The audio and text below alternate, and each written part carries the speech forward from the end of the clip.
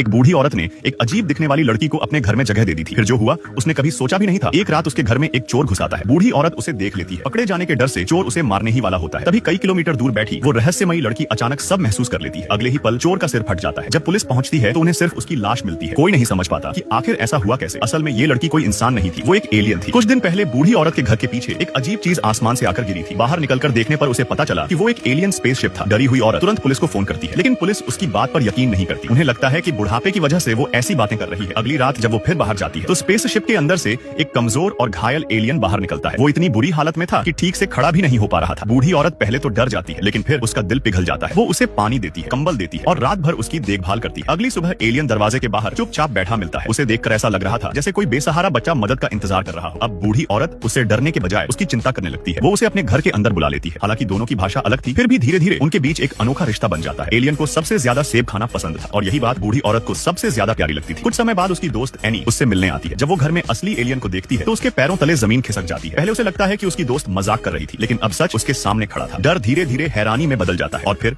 वो भी इस रहस्य का हिस्सा बन जाती है। अब दोनों मिलकर एलियन की देखभाल करने लगती है। कुछ समय बाद उनकी एक और दोस्त भी इस राज के बारे में जान जाती है। अब तीनों बुजुर्ग औरतें मिलकर एलियन की रक्षा करने लगती हैं। धीरे धीरे एलियन भी इंसानों के बीच रहना सीख जाता है। वो घर के काम समझने लगता है, टीवी देखता है, लोगों को पहचानने लगता है और एक परिवार का हिस्सा बन जाता है। उधर पूरी दुनिया उस रहस्यमयी स्पेसशिप को ढूंढ रही थी। सरकारी एजेंसियां भी उसकी तलाश में जुट चुकी थी, लेकिन इन तीनों औरतों ने किसी को कुछ नहीं बताया, क्योंकि अब वो एलियन उनके लिए कोई अजनबी नहीं था। वो उनके परिवार जैसा बन चुका था। एक दिन एलियन एक अजीब तस्वीर बनाता है। पहले किसी को समझ नहीं आता कि उसका मतलब क्या है, लेकिन बाद में पता चलता है कि वो अपने स्पेसशिप को ठीक करने की कोशिश कर रहा था। इसके लिए उसे 7 बिल्लियों की जरूरत थी। तीनों औरतें उसकी मदद में जुट जाती हैं। काफी मेहनत के बाद वो सारी बिल्लियां इकट्ठा कर लेती हैं। फिर एलियन अपनी अनोखी शक्ति का इस्तेमाल करता है। कुछ ही देर में उन बिल्लियों की ऊर्जा एक चमकदार लाल पत्थर में बदल जाती है। यही पत्थर उसके स्पेसशिप का ईंधन था। जैसे ही वो पत्थर मशीन में लगाया जाता है, स्पेसशिप दोबारा चालू हो जाता है। ये देखकर तीनों औरतें हैरान रह जाती हैं, लेकिन खुशी के साथ साथ उदासी भी थी, क्योंकि अब एलियन के घर लौटने का समय आ चुका था। तीनों अपनी तरफ से उसे विदाई का तोहफा देती है। कोई उसे एक खूबसूरत लैंप देता है, कोई गर्म स्वेटर, तो कोई अपनी पहचान की सबसे प्यारी निशानी। इसी दौरान सरकारी एजेंट भी उसकी लोकेशन तक पहुंच जाते हैं। हालात बिगड़ते देखकर एलियन तीनों औरतों को अपने स्पेसशिप में बैठा लेता है। कुछ देर बाद